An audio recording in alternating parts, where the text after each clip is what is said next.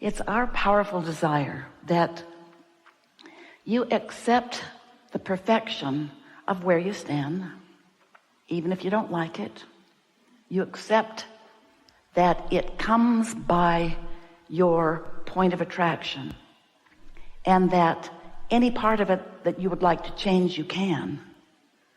And that the easiest way to change the parts you don't like is not to push against them, not to catalog them and pigeonhole them and join other groups who are also pushing against those things, but to do your best bit by bit to focus more in the direction of wanted than in not wanted. And here's why.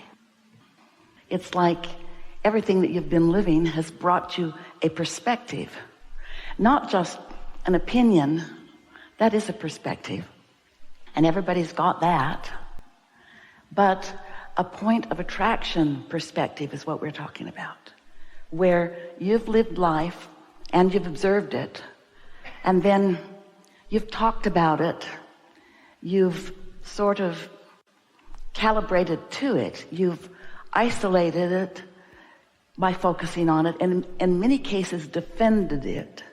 And so you stand with a point of view, but not just one that you see with your eyes or understand with your mind.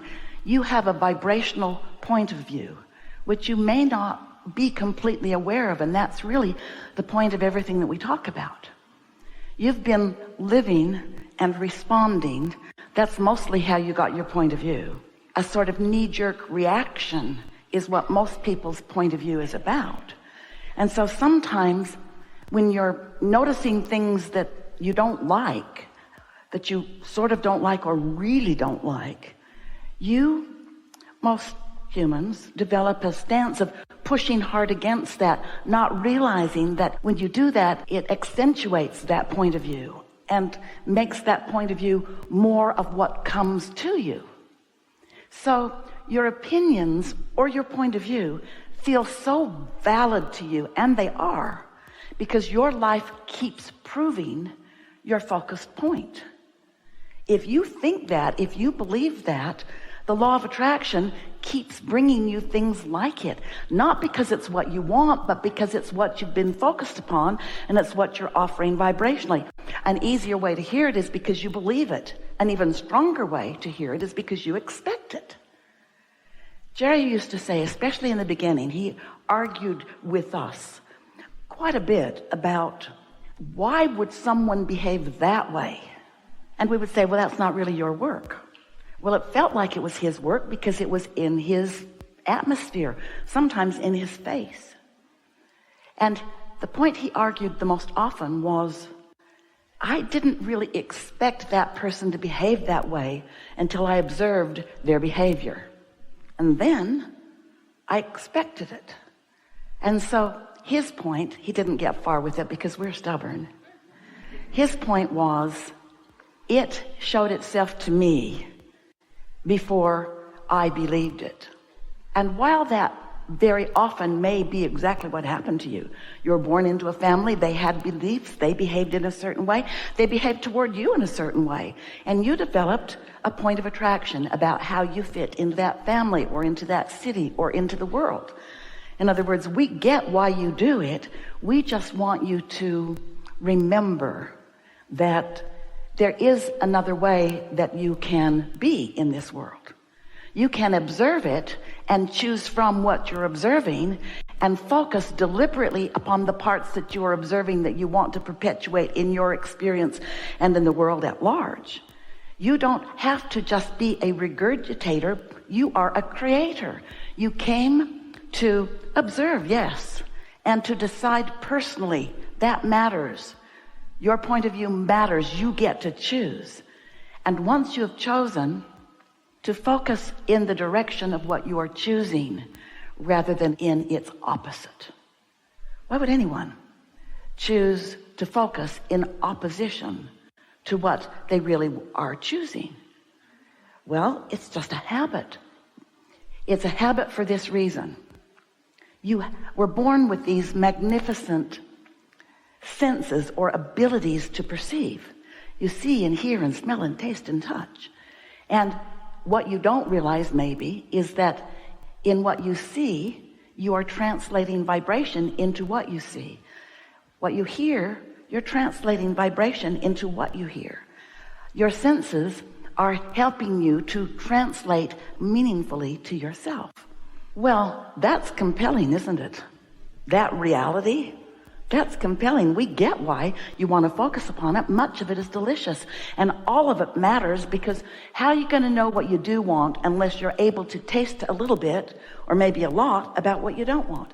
How would anyone decide what they prefer if it were not for the variety that helps you in that relative way, that relativity way, that comparison way? How would you know what you choose? And it matters what you choose, because you are the creator of your own point of attraction. So you live in a universe. So do we. You're physically focused. We are non-physically focused. We live in a universe that is vibrational first and foremost, and then translatable into manifestation, turning thoughts to things. Yay. That's what you want. That's what you get. That's who you are. That's why you're here. So here we are all together as vibrational beings living in a vibrational universe. And as you come to accept that, and then you calibrate what you're doing vibrationally with what the larger part of you is doing vibrationally, then you consciously activate your own guidance system, and then it's so much easier to move in the direction of wanted. When you're using your physical senses to choose from the plethora of ideas or experiences, it's a lot to choose from, and it can get very confusing. But if you are using your guidance system to feel your way through it rather than try to think your way through it, it's so much easier. And here, very briefly, is how that works. You're much more than these physical bodies. You in your physical bodies are extensions of something so much more. Your source energy. And your physical body is an extension of that liquid love. So as you made the decision to focus some of that source energy into this personality that you know as you, all of you didn't come. In fact, most of you is not here in this body. The larger part of your perspective remains non-physically focused while you are here having your important experiences, but not without the awareness and the adoration and the appreciation of that larger part of you. So every conversation you have, your inner being is aware, in on it. Everything you do, everything you think, you are an extension. You can never separate yourself from that perspective. And that perspective, if you could just take that perspective and sit it in a chair in physical form, that perspective of you would be your very best friend ever, ever, ever, ever, ever. And here's why. That perspective of you knows you, first of all. Aren't you always wanting somebody to get you? Knows you, adores you, roots for you, knows the ever-changing life experiences that you're going to live, and supports you in everything that you do, knowing that you can't get it wrong and that you never get it done. And so that non-physical part of you is having a vibrational response to whatever it is that you are about in any moment in time, as are you. And your emotions are your indicator of how close in understanding you are with your inner being about the very thing that you're focused on. Somebody is rude to you, you don't like it. If they're really a bully to someone you love or even to you, you'd like to get bigger and stronger, and you'd like to deal with them. Revenge is real. The reason that you feel the discomfort that you might call fear or anger or revenge is because your inner being isn't looking at that bully in the way you are looking at that bully. You say bully, inner being says learner. You say bully, your inner being says someone here to play with you, to help you find your balance. You say, bully, bigger than me, taking advantage of me. Your inner being says that can never happen. It's only you giving away your power that ever negatively impacts you. And your inner being isn't even saying, and you shouldn't do that. Your inner being doesn't push against anything that you're about. Just knows it, understands it, and is always focused upon who you really are and what you really want. Now, how does your inner being know what you want? Because every time you lived what you didn't want, you asked for what you did want, even if you didn't use your words. Someone's rude, you want a nicer world. You don't have enough to eat, you want more food. You want some more money to go do something, but you're aware of it because you feel some financial shortage.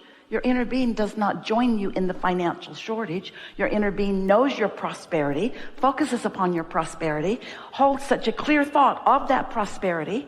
And because your inner being is non-physically focused, where there is not resistance, when your inner being focuses upon something that you want, and the law of attraction, which it does, responds, which it does to what your inner being is focused upon, which it is, which is about something that you want, which you've set into motion, there is a powerful attraction, a gathering of cooperative components on your behalf to what you want. Question is, what are you doing? Bully, complaining, unfair. And so it's only your perspective, not in sync with your broader perspective, that is the reason for negative emotion, or is the reason for you pinching off the avalanche of well-being that is pointed at you and for you and by your inner being and by all that is, by that which you often call God. So what we want to talk about is how you more deliberately merge with who you are, that blending, that allowing. Step one is, here you are in your physical body, splat, you got here a while ago. You know what you don't want, you know what you do want, even if you're not speaking about it. You're sending these continual streams of energy. We've called them rockets of desire. They shoot from you, and they are gathered by the law of attraction into what is a vibrational reality. It's a now reality from your inner being's point of view, but you want to call it future because you don't want to call it now until it manifests. But we want to tease you just a little bit. That new car may not be in your garage yet, so you want to call it future, but your excitement about it is now, isn't it? Or your discouragement about not having it is now. You get to choose.